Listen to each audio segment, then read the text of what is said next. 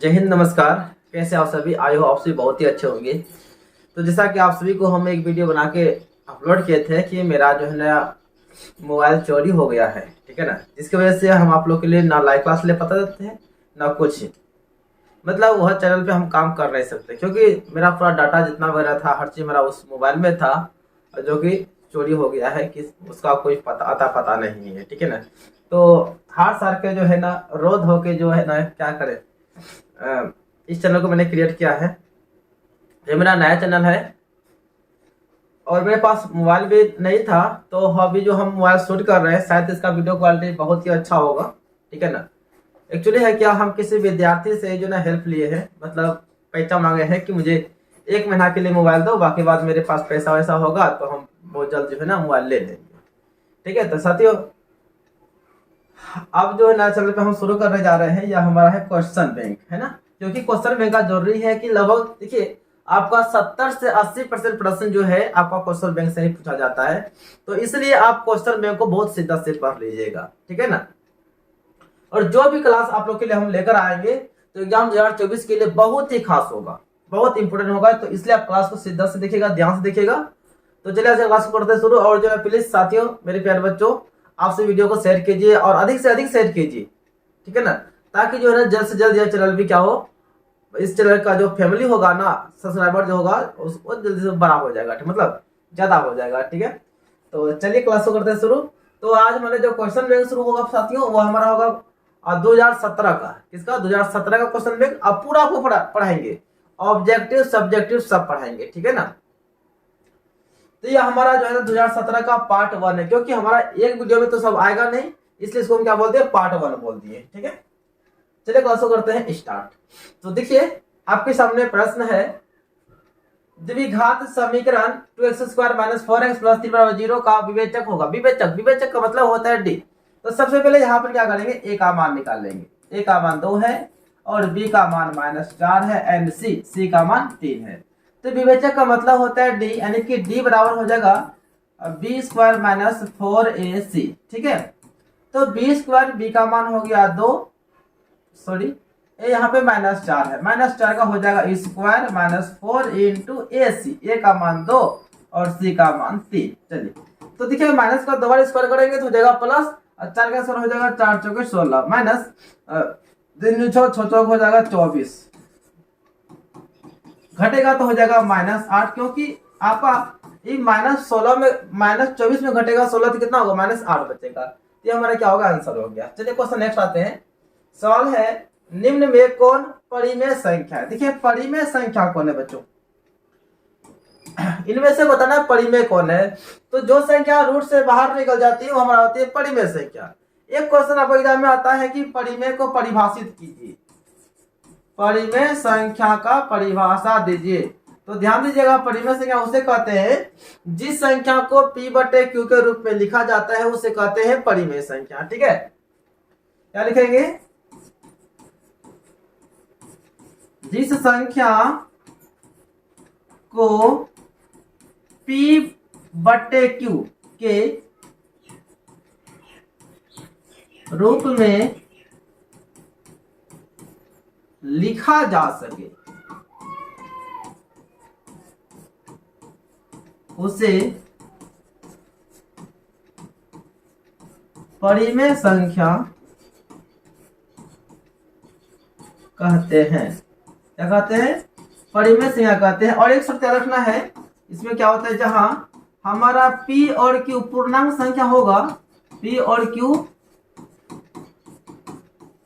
पूर्णांक है तथा q = नॉट 0, यानी कि p और q जो है ना बच्चों, p और q हमारा पूर्णांक संख्या है, लेकिन q जो होगा यानी कि हर जो होगा वह 0 के बराबर नहीं होना चाहिए, ठीक है ना, इतना ध्यान रखना है। तो यहाँ पर आपको हम बताते हैं परिमेय का डिफिनेशन, क्योंकि एग्जाम में आपका पूछता है कि परिमेय संख्या किसे कहते हैं, इसलिए आपको हम बता दिए, ठीक है। अब इन्हें बताना है इनमें से परिमेय कौन है। तो देखिए आपका पाई जो है ना अपरिमेय है, √7 अपरिमेय है, ए भी अपरिमेय है। लेकिन इसको आप ध्यान से देखेंगे ऑप्शन सी, तो आपका ऑप्शन सी में क्या आ रहा है, 4 चौक 16 5 25, यानी कि ऑप्शन सी हमारा जो है ना आ रहा है परिमेय संख्या, क्योंकि देखिए 16 का हो गया वर्गमूल कितना, 16 का वर्गमूल हो गया 4, इसका हो गया कितना 5 हो गया। तो इसका मतलब हुआ 4/5 हमारा क्या हो गया, परिमेय संख्या हो गया। तो आंसर क्या हो जाएगा, ऑप्शन सी हो जाएगा। ये तो नॉर्मल सब चीजें। आइए सवाल क्वेश्चन 3 है कि यदि किसी द्विघात बहुपद इतना के मूल अल्फा बीटा हो तो अल्फा प्लस बीटा का मान क्या होगा। तो देखिए बच्चों, तो देखिए आपका यहाँ पे a का मान क्या होगा, 1 हो जाएगा, और b का मान क्या होगा, -2 हो जाएगा, और c का मान कितना हो गया आपका 5 हो गया। a b c का मान निकाल लेना है। अल्फा प्लस बीटा पूछ रहा है, तो अल्फा प्लस बीटा निकाल लेना है। इसका सूत्र होता है -b/a। तो देखिए ध्यान से, -b का मान तो -2 है, ई माइनस पहले से था, और ई जो है ना -2, बी का मान -2 होगा, ठीक है ना। इन्हें सोचिए सर जी आप 2 का माइनस कैसे आ गया, ई माइनस सूत्र का हो गया ना, इस सूत्र का हो गया, और ई माइनस बी का माइनस हो गया, और ए का मान 1 हो गया, तो माइनस माइनस क्या हो जाएगा, +2 हो जाएगा। यहाँ से हमारा अल्फा प्लस बीटा का मान आ गया। और देखिए ध्यान से एक चीज, कभी कभी ना आपका ये भी पूछ देता है कि बताइए कि अल्फा इंटू बीटा का मान क्या होगा। अल्फा इंटू बीटा का मान शायद आप लोग इसको बना सकते हैं। अल्फा इंटू बीटा आपका होता है c/a होता है। तो इसका जो है ना आप जो है ना कमेंट बॉक्स में इसका आंसर न कर देना। आप लोगों को क्या करना है, कमेंट में इसका आंसर कर देना है, हो जाएगा ना। देखते हैं कि कितने लोग हमारे वीडियो को देखते हैं और इसका आंसर करते हैं। जो लोग वीडियो में आगे होंगे, जो यहाँ तक पहुंच गए ना होंगे, तो पता है कि वो इसका आंसर जरूर देके जाइएगा, ठीक है ना, इसलिए आप आंसर दे दीजिएगा। आगे बढ़ते हैं, अगला क्वेश्चन है, यदि AP का प्रथम पद A सर्वांतर D हो तो nवां पद क्या होगा। देखिए प्रथम पद क्या दिया गया है बच्चों, प्रथम पद दिया गया है हमारा A दिया गया है, और सर्वांतर जो है साथियों, सर्वांतर क्या बता रहे हैं, सर्वांतर D है, तो निकालना है nवां पद क्या होगा। देखिए यह हमारा डायरेक्ट फॉर्मूला ही हो जाता है nवां पद का। तो nवां पद जो है ना, nवां पद को हम लोग क्या कहते हैं, an कहते हैं, और nवां पद का जो सूत्र होता है यह होता है a + n-1 इंटू डी। हमारा क्या हो गया, nवां पद का सूत्र हो गया। देखिए यह क्वेश्चन 2017 का है। पहले जो है ना, जो ऑब्जेक्टिव आता था एग्जाम में, वो आता था 20 को, 10 को आता था ऑप्शन वाला, 10 को आता था बिना ऑप्शन वाला आता था, ठीक है ना। तो इसमें हम किसी किसी में ऑप्शन लिखे, किसी किसी में ऑप्शन नहीं लिखे, तो आपको ऑप्शन से दिक्कत नहीं है, आपको मतलब है सवाल को सॉल्व करने से मतलब है, ठीक है ना। जिसमें ऑप्शन का जरूरी पड़ता है उसमें हम ऑप्शन भी लगा देते हैं, नहीं तो इससे हम ऑप्शन नहीं लिखते। इससे क्या होता है, मेरा टाइपिंग में टाइम बचता है, ठीक है। चलिए, तो आप लोग देखिए प्यारे साथियों, जितने लोग हमें देख रहे हैं, तो आप लोग प्लीज कमेंट कीजिएगा कि आपको क्लास कैसा लग रहा है, क्या समझ में आ रहा है या फिर नहीं आ रहा है, ठीक है ना। तो कम से कम आप लोग ना कमेंट जरूर कीजिएगा। कमेंट करने से क्या होता है, एक मोटिवेशनल मिलता है, एक जो है ना ऊर्जा शरीर में मिल जाता है कि हाँ, जो हम आप लोगों को पढ़ाते हैं क्या वो एक्चुअली में समझ में आता है या फिर नहीं आता है। इतना आप लोग कमेंट जरूर कीजिएगा। सवाल है कि दो समरूप त्रिभुजों की भुजाएं 4 और 9 के अनुपात में है, इन त्रिभुजों के क्षेत्रफल का अनुपात क्या होगा। तो ध्यान रखना है, यदि दो त्रिभुज समरूप है, दो समरूप त्रिभुजों का जो क्षेत्रफल का अनुपात होता है वह जो है ना संगत भुजाओं के वर्गों के अनुपात के बराबर होता है। कहने का मतलब हुआ, यदि मान लिया जाए हमारा A और B, ABC त्रिभुज PQR समरूप है, यदि हमारा ABC और PQR समरूप है, आपको हम एक्चुअली ऐसे बता रहे हैं, ठीक है ना, दो त्रिभुज लेकर आपको बता रहे हैं, ठीक है ना। यदि मान लिया जाए ABC और PQR क्या है, समरूप है, यदि समरूप है तो ध्यान दीजिएगा, समरूप त्रिभुजों के, आप नोट में लिख लीजिएगा, दो समरूप त्रिभुजों के क्षेत्रफलों का अनुपात संगत भुजाओं के वर्गों के अनुपात के बराबर होता है। कहने का मतलब हुआ कि एरिया ऑफ त्रिभुज ABC अनुपात एरिया ऑफ त्रिभुज PQR, है ना। दो समरूप त्रिभुजों के क्षेत्रफल का अनुपात जो है वह संगत भुजा का, संगत भुजा का मतलब हुआ AB का संगत हो जाएगा PQ, यानी कि AB / PQ, इसका वर्ग हो जाएगा। या अगर हम लेते हैं B और C, तो इसका संगत भुजा हो जाएगा QR, यानी कि BC QR के वर्ग के बराबर हो जाएगा। यदि हम लेते हैं A से C भुजा लेते हैं, तो हमारा P से R, मतलब PR के वर्ग के बराबर हो जाएगा। कहने का मतलब हुआ कि दो समरूप त्रिभुजों के क्षेत्रफल का जो अनुपात होता है वह संगत भुजा के वर्ग के अनुपात के बराबर होता है, ठीक है। यह चीज आप नोट में लिख लीजिएगा। यह थीवरम हमारा है, ठीक है ना।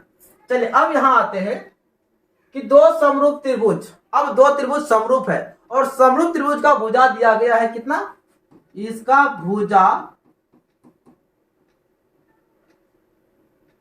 भुजाएं दी हुई है 4:9। तो निकालना क्या है, क्षेत्रफल निकालना है। क्या निकालना है, क्षेत्रफल। देखिए क्षेत्रफल का अनुपात क्या है, देखिए क्षेत्रफल का जो अनुपात होता है वह भुजा का वर्ग का अनुपात होता है। कहने का मतलब हुआ जब क्षेत्रफल निकालेंगे, ध्यान से समझिएगा, क्षेत्रफल निकालेंगे तो देखिए दो समरूप त्रिभुज का क्षेत्रफल का जो अनुपात है, क्षेत्रफल का जो अनुपात होगा वह भुजा का वर्ग का अनुपात होगा। यानी कि भुजा हमारा दिया गया 4:9 ना, इसका कर देंगे वर्ग। यह अनुपात में तो है, आप ऐसे ऐसे लिखिए या फिर इसी को 4/9 लिखिए तो वही आपका अनुपात हो जाएगा। 4 चौके 16, 9 नामे 81। हमारा आंसर हो जाएगा 16:81 हो जाएगा, ठीक है। चलिए यहाँ पे एक क्वेश्चन आप लोग को दे रहे हैं, चल देते नहीं बेटा, कोई बार समझा देते हैं फिर से। यदि मान लिया जाए, ध्यान दीजिएगा, यदि मान लिया जाए कि भुजा कोई दो समरूप है त्रिभुज है, उसका भुजा का अनुपात मान लिया जाए कि 2:3 है। क्या है, 2:3 है। यदि आपसे पूछे कि बताइए कि क्षेत्रफल का अनुपात क्या होगा, तो क्या बताना है, क्षेत्रफल का अनुपात। ध्यान दीजिएगा एक चीज, आप हमें यहाँ देखिए, हमको गौर से देखिए, आप लोग हमें देखिए ध्यान से। यहाँ आपका भुजा का अनुपात 4 और 9 दिया गया है, तो क्षेत्रफल क्या निकाला है, तो इसका वर्ग कर दिए, क्योंकि हमारे थ्योरम क्या कहता है कि जो भुजा का वर्ग होता है, सॉरी, इस क्षेत्रफल का जो अनुपात होता है वह भुजा के वर्ग के अनुपात के बराबर होता है। तो हमें भुजा दिया गया है, क्षेत्रफल निकालना है, तो क्या करेंगे 2:3, यानी कि जब क्षेत्रफल निकालना है तो क्या कर देंगे, वर्ग कर देंगे। 2 दूनी 4, 3 या 9, हमारा हो गया आंसर। क्या बात समझ में आ रहा है? यदि आ रहा है तो आप लोग एक क्वेश्चन लिख लीजिए और इस क्वेश्चन का आंसर जो है ना हमें कमेंट बॉक्स में मिलना चाहिए। यह हमारा जो है ना क्वेश्चन नंबर 2 होगा होमवर्क का, ठीक है ना। तो चलिए, भुजाएं का अनुपात आपको हम दे रहे हैं 3:7। तो आपको बता देना है कमेंट बॉक्स में कि क्षेत्रफल का अनुपात क्या होगा बच्चों, क्षेत्रफल का अनुपात क्या होगा। हमारा होमवर्क क्वेश्चन नंबर 2 हो गया, ठीक है ना। तो आशा है कि आप लोग इसको एकदम अच्छी तरह समझ गए होंगे, ठीक है ना। तो चलिए आगे बढ़ते हैं। क्वेश्चन हमारा है 6। अब बहुत ही जबरदस्त क्वेश्चन है, एकदम क्वेश्चन बैंक को ना बच्चों चुवा के खा लेना है जितना जल्दी हो सके। चलिए, किसी वृत्त के बाह्य बिंदु P से, कोई वृत्त है उसका बाह्य बिंदु P से, चलिए हम एक वृत्त बना लेते हैं प्यारा सा। चलिए बन गया, ये रहा हमारा वृत्त, ठीक है ना, ये हमारा वृत्त रहा। और एक इसका एक बाह्य बिंदु P हम यहां ले लेते हैं। क्या, यहां पर एक बिंदु क्या ले लिया, P ले लिए हैं, कोई दिक्कत नहीं है। वृत्त P क्या बोलता है कि किसी वृत्त के बाह्य बिंदु P, यह वृत्त हो गया, इसका बाहर चाप इधर लीजिए, इधर लीजिए, इधर लीजिए, किधर लीजिए, बाहर में बिंदु लीजिए, लेकिन वृत्त के बाहर बिंदु लेना है, वो P लेना है। मैंने वृत्त के बाहर इस पट्टी ले लिया, बिंदु P ले लिया, ठीक है। तो दो स्पर्श रेखाएं, एक PA मतलब P से A है, यहां से खींचा गया, एक स्पर्श रेखा यहां से हो गया, P से A हो गया, ठीक है ना। और दूसरा हो गया PB, अच्छा यहां से यहां E2 रेखा क्या बोला गया इसको, ओहो, ई रेखा जो है ना, ई स्पर्श रेखा जो है, समझ रहे ना, ई रेखा जो है इसको क्या बोला गया, बी। तो यह वृत्त जो हमारा O केंद्र वाला वृत्त हो गया साथियों, क्या हो गया, वृत्त हो गया। इस वृत्त के बाहर में मतलब बाह्य बिंदु मैंने एक P लिया और P बिंदु से दो स्पर्श रेखा, एक क्या हो गया हमारा P से A हो गया, देख लीजिए, और P से B, P से B, तो PA और PB मैंने दो स्पर्श रेखा खींच दिया। जैसा जैसा प्रश्न कर रहा है वैसे वैसे हम लोग कर रहे हैं, ठीक है। यदि PA 8 सेंटीमीटर, कहा भैया PA, हाँ देखिए, यदि P से A ई वाला रेखा जो है कितना है, 8 सेंटीमीटर है, तो PB की लंबाई क्या होगी, यहाँ E2 वाला है। तो अब बताइए कि PB का लंबाई क्या होगा। आप एक चीज ध्यान से नोट में लिख लीजिए बच्चों, एकदम लिख लीजिए। देखिए आपको जब भी हम पढ़ाएंगे ना जी, एक भी डाउट नहीं छोड़ेंगे, ठीक है ना। जहां पर से जो नुक्सान निकलेगा, जो पॉइंट निकलेगा, आपको हर चीज हम बताते हुए चले जाएंगे, ठीक है ना। तो नोट लिख लीजिए कि किसी बाह्य बिंदु से किसी बाह्य बिंदु से वृत्त पर खींची गई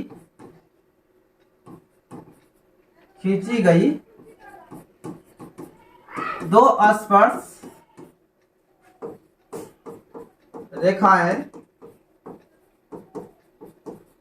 आपस में समान लंबाई की होती है, समान लंबाई की होती है। थोड़ा समझिएगा ध्यान से। क्या लिखे, यदि किसी वृत्त पर यदि कोई बाह्य बिंदु से खींची गई जो दो स्पर्श रेखा होगा, दोनों का लंबाई क्या होगा, समान होगा। यदि हमारा P से A 8 हुआ तो P से B भी कितना हो जाएगा, दोनों 8 हो जाएगा। यानी कि हमारा दोनों स्पर्श रेखा आपस में क्या होता है, बराबर होता है। तो आंसर क्या हो जाएगा हमारा 8 सेंटीमीटर हो जाएगा। तो बोल सकते हैं हम लोग क्या, PB कितना हो जाएगा, 8 सेंटीमीटर हो जाएगा। ठीक है ना। आप जो है ना इसको एकदम आराम से नोट कर लीजिएगा। ऐसे आपको ना कमेंट बॉक्स में नीचे डिस्क्रिप्शन में इसका लिंक दे देंगे, इसका PDF का। आप वहां से PDF को भी डाउनलोड कर सकते हैं आसानी से, कोई दिक्कत नहीं है। चलिए आगे बढ़ते हैं। सवाल नंबर है 7। 1 + 10 स्क्वायर थीटा बराबर है। तो चलिए 1 + 10 का होता है साइन थीटा, अब बट्टे क्या होगा, कोस थीटा। स्क्वायर है तो इस पर भी आ जाएगा और इस पर भी आ जाएगा स्क्वायर। चलिए लघुत्तम निकालेंगे तो आपका हो जाएगा कोस स्क्वायर थीटा, यहां से आपका हो जाएगा कोस स्क्वायर थीटा प्लस हो जाएगा हमारा क्या, साइन स्क्वायर थीटा। ठीक है। अब देखिए एक सूत्र आप लोग को याद होगा, आप नोट में इसको भी लिख लीजिए एकदम। देखिए सब आपको लिख देते हैं। साइन स्क्वायर थीटा प्लस होता है कोस स्क्वायर थीटा, प्यारे बच्चों आपका होता है बराबर 1 होता है। ठीक है। तो यहाँ पे देखिए आपका sine square plus cos square बराबर क्या हो जाएगा, 1 हो जाएगा। अब बटे क्या है, कोस स्क्वायर थीटा है। और ध्यान दीजिएगा 1 बटे कोस जो होता है, 1 बटे कोस जो होता है ना, वो हमारा क्या होता है, सेक थीटा के बराबर होता है। 1 बटे कोस को क्या बोलते हैं, सेक थीटा बोलते हैं। और 1 बटे साइन को क्या बोलते हैं, कोसेक थीटा कहा जाता है। ठीक है। यहाँ पे क्या 1 बटे कोस है ना, तो 1 बटे कोस का हो जाएगा सेक थीटा। स्क्वायर है तो स्क्वायर लगा देंगे, ये हमारा क्या हो जाएगा, आंसर हो जाएगा। चलिए आगे बढ़ते हैं। क्वेश्चन नंबर 8 है कि एक सिक्का को उछालने पर, एक सिक्का को उछाला जाता है। सिक्का देखिए, सिक्का मतलब हो गया, चाहे 5 टकिया सिक्का हो, 2 टकिया हो या फिर 1 टकिया हो, कोई भी सिक्का हो, पैसा समझ रहे हैं ना, सिक्का कॉइंस। उस कॉइंस में 2 पार्ट होते हैं, एक होता है हेड, एक होता है टेल। सभी को पता है क्या होता है, एक हेड और एक टेल होता है। कहने मतलब हुआ कि कॉइंस में, सिक्का में कितने अभी प्रयोग कुल संख्या कितने होते हैं, 2 होते हैं, एक हेड और एक टेल होते हैं।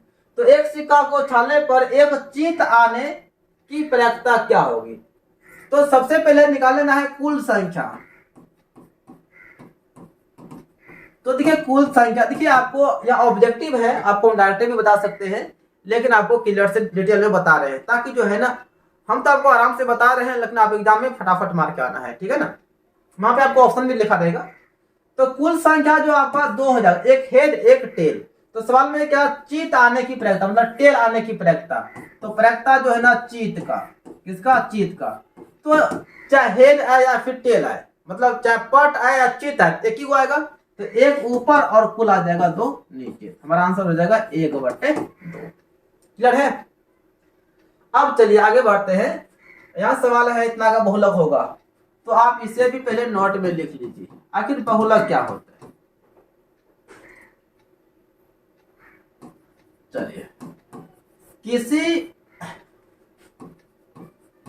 चर में आने वाली सर्वाधिक संख्या, आने वाली सर्वाधिक,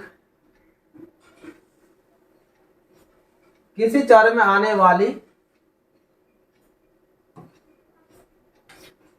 आपको शॉर्ट में लिखते हैं, बात वही लिखने जा रहा है। ठीक है ना। सीधा आपको शॉर्ट में, सबसे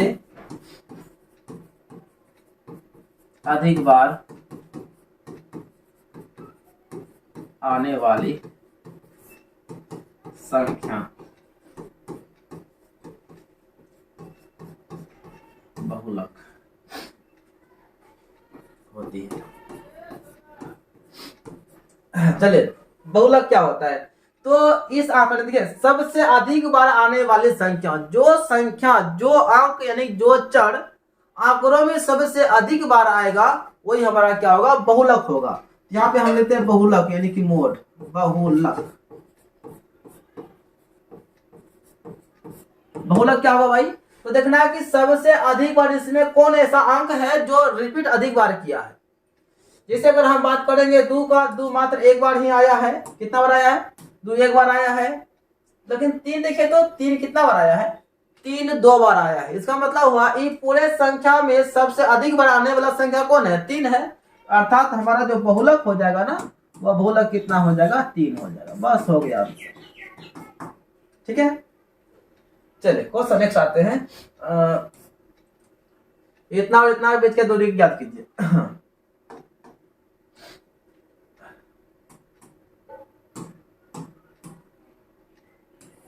कोई रेखा है, मान लीजिए बिंदु को ए है और एक बिंदु बी है। ए और बी को मिलाने पर रेखाखंड हमारा ए बी प्राप्त हुआ। इसका निर्देशांक दिया गया है -1 और 3 एंड -5 और 7।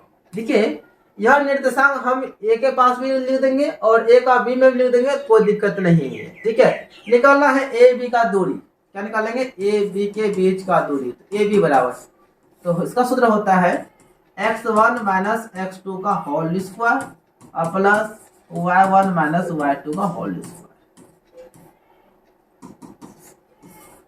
x1 पहला वाला हमारा हो जाएगा x1 माइनस, फिर यहाँ पे माइनस x2 का मान -5 है, तो माइनस ई माइनस क्या हो जाएगा? +5 हो जाएगा। ऊपर से स्क्वायर है। और y1 कितना है? 3 है, माइनस y2 देखिए हमारा 7 है। नहीं समझ में आया? यहाँ जो है ना, x1 जो है, ये पहला इसका x1 -1 हो जाएगा और y1 क्या हो जाएगा? 3 हो जाएगा इसका। ठीक है ना, ये हमारा 2 वाला है, यानी कि x2 की बात करेंगे तो -5 हो जाएगा और y2 की बात करेंगे तो कितना हो जाएगा? 7 हो जाएगा। चलिए, अब यहाँ पे थोड़ा ध्यान देना है।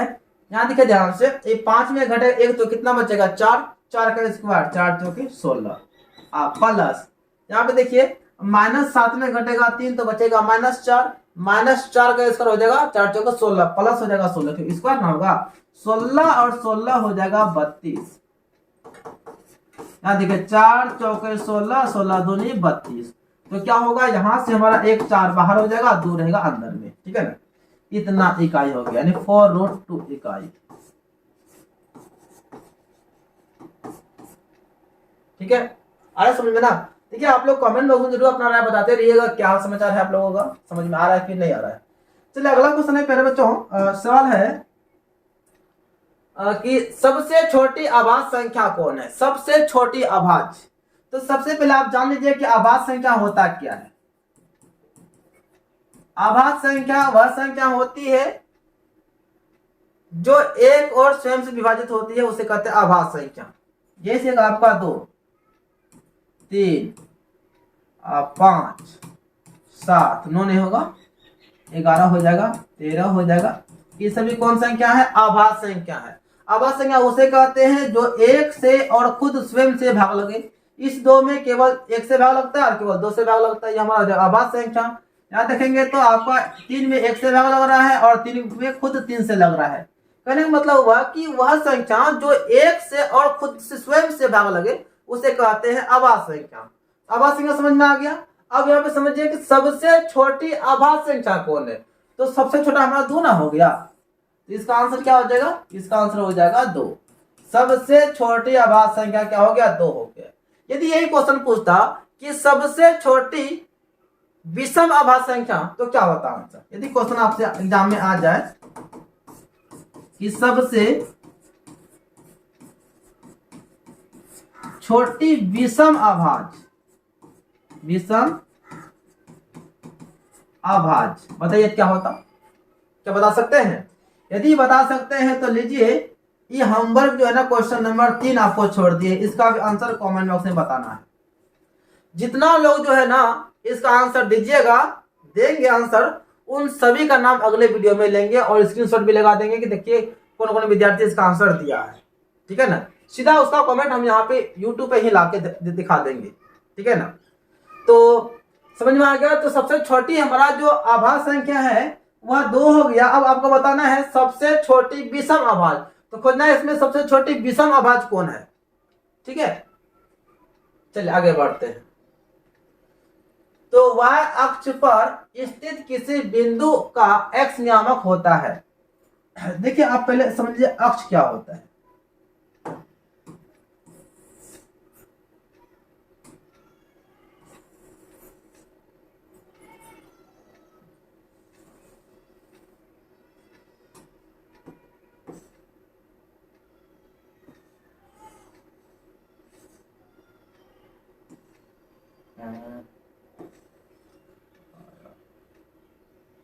चलिए दिख रहा है,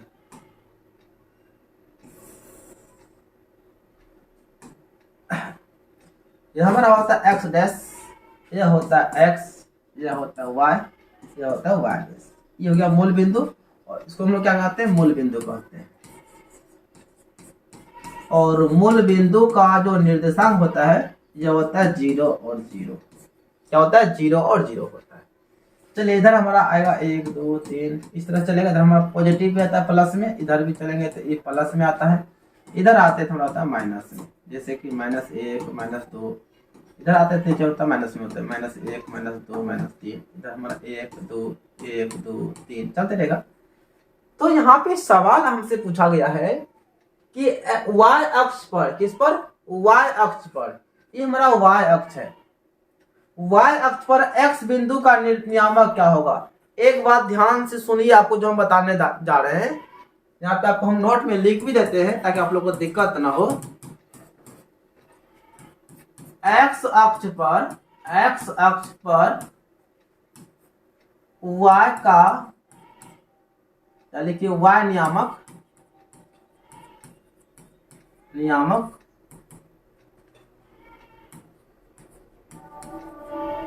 शून्य होता है। क्या होता है, शून्य होता है। फिर y अक्ष पर x नियामक, ये भी क्या होता है, शून्य होता है। कहने का मतलब हुआ, यदि आपसे पूछा जाए, अगर आपसे पूछे बताइए मेरा घर में आपका अधिकार क्या होगा, तो अधिकार आपका कुछ नहीं है, 0 है। फिर आपका घर में यदि हम जाएंगे तो मेरा अधिकार क्या होगा, शून्य अधिकार होगा, मतलब मेरा अधिकार कुछ होगा ही नहीं, जो कीजिएगा आप कीजिएगा। उसी प्रकार से ध्यान दीजिएगा, y अक्ष पर, किस पर, y पर, तो y अक्ष E2 हमारा हो गया। तो y अक्ष पर x नियामक क्या होगा, तो y पर जो है ना, y के अक्ष पर ये x का मान क्या होगा, कुछ नहीं होगा, उसका वैल्यू 0 होता है। क्या होता है, 0 होता है। फिर x अक्ष पर बात करेंगे, बोलेंगे ये बताइए कि x अक्ष पर y का नियामक क्या होगा, तो इसका भी नियामक क्या होगा, 0 होगा, इसका वैल्यू कुछ नहीं होगा, 0 होगा। ठीक है ना, बस इतना ही याद रखना है। यदि x अक्ष पर पूछे, x अक्ष पर कि y का नियामक क्या होगा, तो x अक्ष पर y का 0। फिर पूछे कि y अक्ष पर x का क्या होगा, तो y पर x का, ये भी 0 हो जाएगा हमारा। एक तो ये नियामक आप 0 बता सकते हैं, या बोल सकते हैं इसका आप, या फिर आपका आंसर कभी देखने के लिए ऐसा भी मिल सकता है कि x अक्ष पर y का नियामक, तो y का नियामक क्या हो जाएगा, ध्यान दीजिए, y का नियामक 0 हो जाएगा। यदि बोलता है x अक्ष पर पूरा बोलता है कि y का नियामक क्या होता हमारा x, 0, क्योंकि y का मान क्या होना चाहिए, 0 होना चाहिए। ये भी आप लिख सकते हैं। फिर यहाँ पर y अक्ष पर x का नियामक क्या होगा, यहाँ पर 0 होगा, यानी कि किसका, x का नियामक 0, यानी कि 0, हो जाएगा y। यदि आपको ऑप्शन में शून्य लिखा रहेगा तो आप शून्य मार दीजिएगा, या फिर अगर लिखा रहेगा कि x अक्ष पर y का नियामक, तो x अक्ष पर y का मान 0, y का मान 0 लिखना है, बाकी x हो जाएगा। फिर y अक्ष पर x का नियामक, तो ध्यान रखना है कि x को 0 करना है, x हो जाएगा 0, y हमारा y ही रहेगा। ठीक है, चलिए अगला क्वेश्चन है कि एक रैखिक समीकरण युग्म जिसका कोई हल नहीं होता है, रैखिक समीकरणों का डैश युग्म होता है, कोई हल नहीं। देखिए जिस समीकरण का कोई हल नहीं होता है, तो किसका हल कोई नहीं होता है, तो देखिए आपका E2 होता है, A1 बट्टे A2 इजकल टू B1 बट्टे B2 is equal to not C1 बट्टे C2। जब ऐसा रहता है ना तो इसका कोई हल नहीं होता है। क्या होता है, समीकरण युग्म का कोई हल नहीं है। दूसरा क्या होता है, ग्राफ रेखाएं समांतर होती है। अगला शर्त क्या आता है, समीकरण जो है ना, समीकरण युग्म असंगत होता है। असंगत या फिर बोल सकते हैं विरोधी, विरोधी होता है। हाँ चलिए, तो आपका जो है ना कोई हल नहीं था, बोलते जिसका कोई हल नहीं है, तो कोई हल नहीं होने वाला पे हम पूरा शर्त लिख दिए हैं। कोई हल नहीं, देखिए समीकरण युग्म का कोई हल नहीं। जब कोई हल नहीं होगा तो इसका मतलब क्या हुआ, बोलता है कि बोलता है सवाल में क्या, एक रेखीय समीकरण युग्म जिसका कोई हल नहीं होता, जिसका कि कोई हल नहीं होता है, रेखीय समीकरण डैश युग्म कहलाता है। तो क्या कहलाता है, वह कहलाता है क्या, देखिए ध्यान से, वह कहलाता है असंगत। यहाँ पे भरना है क्या, आपको यहाँ पे भरना है असंगत। वह समीकरण युग्म क्या कहलाता है, असंगत या विरोधी, विरोधी समीकरण युग्म कहलाता है। असंगत या फिर विरोधी समीकरण युग्म कहलाता है। अगला ये क्वेश्चन नंबर 14 है कि कोस। तो देखिए ध्यान से एक चीज आप यहाँ पे नोट कर लीजिए आप लोग। एक होता है साइन 90 माइनस थीटा, आपका हो जाएगा साइन 90 माइनस थीटा। तो साइन जो है ना आपका कोस में हो जाता है चेंज, तो हो जाएगा कोस थीटा। फिर रहेगा आपका कोस 90 माइनस थीटा, तो आपका क्या हो जाएगा, कोस का उल्टा साइन हो जाएगा। अब लिखा रहेगा टेन 90 माइनस थीटा, तो टेन का उल्टा क्या हो जाएगा, कोट थीटा। फिर लिखा रहेगा आपका कोट 90 माइनस थीटा, कोट का क्या हो जाएगा आपका टेन थीटा। फिर लिखा रहेगा कोसेक 90 माइनस थीटा, कोसेक का होता है सेक। फिर लिखा रहेगा सेक 90 माइनस थीटा, सेक का हो जाएगा कोसेक। ठीक है, तो यह सब चीज आपको याद करना पड़ेगा। यह सवाल में है कोस 90 माइनस थीटा, देखिए कोस 90 माइनस थीटा का क्या हो जाता है, साइन थीटा। यहाँ पे क्या लिख देंगे आंसर में, इसका कोस का हो जाएगा उल्टा साइन थीटा हो जाएगा। हो गया आंसर। हाँ, क्वेश्चन नंबर 15 है कि 0.23 को परिमेय संख्या के रूप में लिखें। एक बात आपको हम बता देते हैं, जैसे कि आप लोग को हर चीज पता है। एक चीज जैसे कि मान लीजिए कि 5.32 लिखा रहेगा, दशमलव उड़ाएंगे, एक लिखेंगे, दशमलव के बाद जितना अंक है उतना जीरो लिखते हैं, बस इतना ही पता आप लोगों को। तो दशमलव के बाद जितना अंक रहेगा उतना जीरो लिखा जाता है। बिल्कुल आप लोगों को यह बात सही याद है, ठीक है ना, और आप लोगों का कहना भी सही है, आप लोग जो सोच रहे हैं ये भी सही है। लेकिन बच्चों वही लिखा रहेगा 5.32 ऊपर से रेखनी लिखा रहेगा ना, तब जब दशमलव उड़ाइएगा तो यहाँ पर एक जगह डबल जीरो लिखिएगा ना, यहाँ आपका हो जाएगा गलत, क्योंकि यहाँ पर रेकरिंग नहीं है, यहाँ पर रेकरिंग है, यह रिपीट संख्या है, यह रिपीट 32 या लौट के आएगी, तो दोनों का मायने तो अलग अलग ना होगा। तब क्या करेंगे, यहाँ पर जब रेकरिंग लिखा रहे ना, दशमलव तो उड़ाएंगे लेकिन एक नहीं लिखेंगे, ना ही जीरो लिखेंगे। तो क्या लिखेंगे सर जी, तो लिखना है बच्चों आपको कि जितना अंक पे रेकरिंग है उतना 9 लिखना है, और जितना पे रेकरिंग नहीं है उसको कर देना है माइनस, यानी कि 532 माइनस 5 बट्टे हो जाएगा 99, घटेगा तो 7 5 12 2 5 बट्टे 99, ये आंसर हो जाएगा आपका। ठीक है, जब रेकरिंग लगा रहे दशमलव उड़ाएंगे, जितना अंक पे रेकरिंग है उतना 9 लिखना है, और जितना अंक पे रेकरिंग नहीं रहेगा उसे माइनस कर देना है। क्लियर है, तो आइए यहाँ पर 0.23 पे रेकरिंग है, तो बताइए दशमलव उड़ा देंगे तो क्या लिखेंगे, इला सिस्टम आ गया ना, तो क्या लिखेंगे, डबल 9 लिखेंगे, और जितना पे रेकरिंग नहीं है उसको क्या कर देंगे, माइनस कर देंगे। माइनस कर देंगे क्या, जीरो, तो जीरो माइनस करके कोई फायदा भी नहीं होने वाला है, तो छोड़ दीजिए।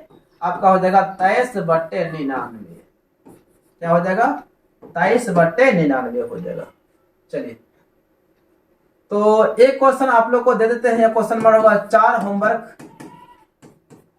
क्वेश्चन क्या होगा कि 0.32 पे रेकरिंग है। इसका आंसर आप लोग कमेंट बॉक्स में बता दीजिएगा। ठीक है। क्वेश्चन नंबर 16 जाइए कि किसी वृत्त के दोनों वृत्त के छोरों पर खींची गई स्पर्श रेखाएं डैश होती है। वृत्त के छोरों पर, चलिए भैया हम पहले वृत्त ही बना लेते हैं, तब वृत्त का और छोर क्या है पता चल जाएगा अभी हमें। ये देखिए वृत्त यहाँ पर होगा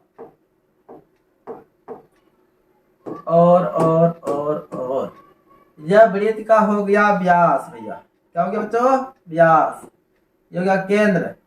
यहाँ देखिए एक स्पर्श रेखा यहाँ खींचेंगे भैया, छूट जाएगा यहाँ पर, और एक यहाँ पर।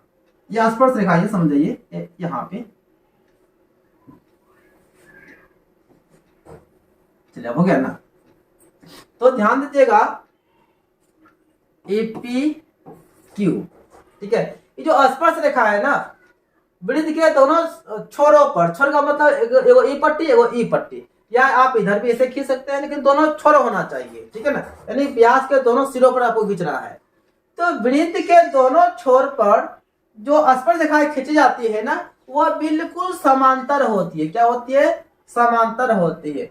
तो याद रख लेना है कि वृत्त के व्यास पर या फिर वृत्त के दोनों सिरों पर या वृत्त के दोनों छोरों पर खींची गई स्पर्श रेखाएं आपस में क्या होती है? समांतर होती है। यहां लिख देना है क्या? समांतर होती है। चलिए आगे बढ़ते हैं। किसी वृत्त का क्षेत्रफल 49 पाई वर्ग सेमी है तो उसका व्यास 10 सेंटीमीटर होगा। उसका व्यास क्या होगा? तो क्षेत्रफल दिया गया है। देखिए वृत्त का क्षेत्रफल कितना दिया गया? दिया गया है 49 पाई। क्या दिया गया? 49 पाई दिया गया। वृत्त का क्षेत्रफल का सूत्र होता है पाई आर स्क्वायर होता है। इधर हमारा क्या है? 49 पाई है। तो ऐसे हमारा पाई पाई तो कट गया, आर स्क्वायर बराबर ये 49 को देखिए ध्यान से, चाहे तो हम स्क्वायर को इधर भेज सकते हैं अथवा 49 को लिख सकते हैं 7 का पावर 2, 7 7 49 होता है ना। यहाँ से पावर खत्म हो गया तो क्या बचा? आर बराबर क्या हो गया? 7। तो त्रिज्या हमारा कितना आ गया? 7 आ गया। हमें निकालना है व्यास। तो देखिए बच्चों व्यास जो होता है वह त्रिज्या का 2 गुना होता है। 2 × 7, 7 दूनी हो गया 14 सेंटीमीटर। ये हमारा हो गया आंसर। यानी कि यहाँ पर आपको लिख देना है 14 सेंटीमीटर। सर जी हमारा व्यास हो जाएगा, डायमीटर हो जाएगा। आगे बढ़ते हैं कि प्रथम 5 प्राकृत संख्याओं का माध्य क्या होगा? प्राकृत संख्या, देखिए प्राकृत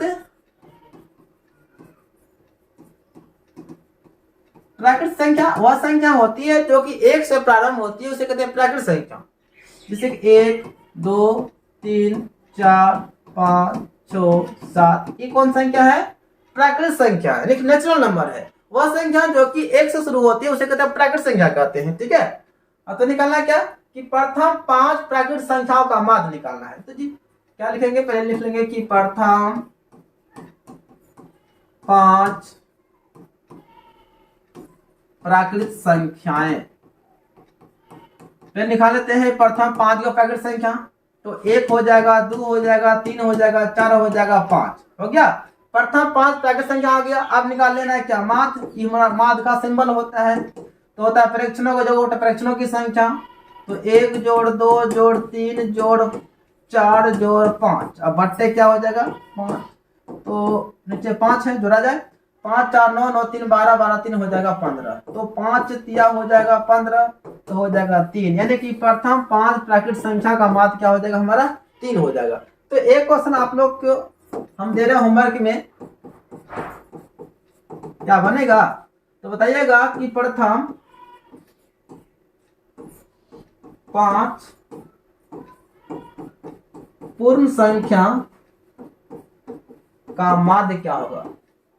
माध्य क्या होगा? क्या बता सकते हैं? यदि आप लोग से बनेगा तो इसका आंसर जो है ना क्या कीजिएगा? कमेंट बॉक्स आप लोग के लिए खाली है, बना कर आंसर कर देना है। या आपका प्रश्न संख्या होमवर्क में आपको 5 गो मिल गया, 5वां प्रश्न हो गया। हम देखेंगे ना कि कौन कौन इसका आंसर किए हैं, ठीक है ना, हम देखेंगे। चलिए क्वेश्चन नंबर 19 है, यदि साइन 65 बराबर a कोस 65 बराबर b तो a square plus b square बराबर क्या होगा। तो देखिए a का वैल्यू दिया गया साइन कितना 65 और b का वैल्यू दिया गया कोस 65, तो निकालना है a square plus b square. तो a का मान तो हमारे पास साइन है, तो साइन का स्क्वायर हो जाएगा कितना 65 प्लस b स्क्वायर है, b का मान हमारा कोस है, स्क्वायर है तो स्क्वायर लगा देना है ना। तो ध्यान से देखिएगा,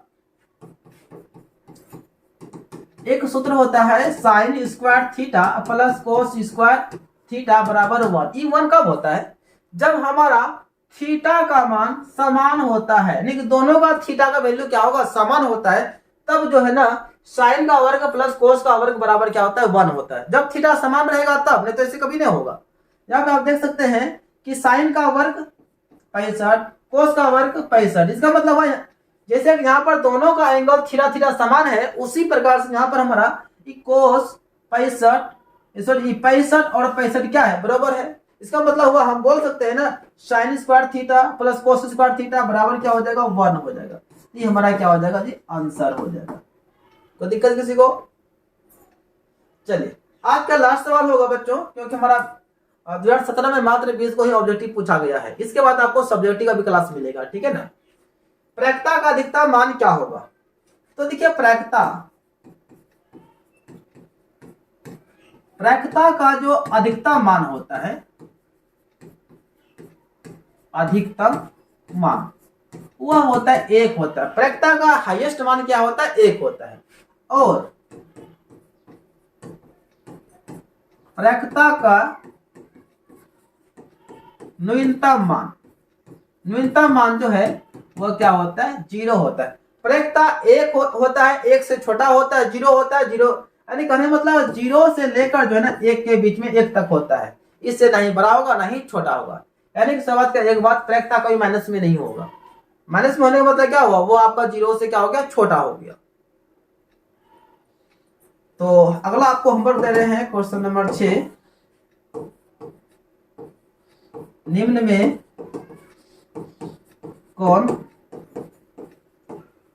प्रायिकता का मान नहीं, बताना है कौन प्रायिकता का मान नहीं है, ठीक है ना। ऑप्शन ए आपको दे दिए 0.6, ऑप्शन बी आपको 2/5, ऑप्शन सी -0.6 और डी इनमें से कोई नहीं। तो इनमें से बताना है आपको कि इसमें प्रायिकता का मान कौन नहीं हो सकता है, ठीक है। तो चलिए, तो आपका जो है ना 2017 का जितना ऑब्जेक्टिव था मैथ का वो आपको हम क्लियर कर दिए हैं।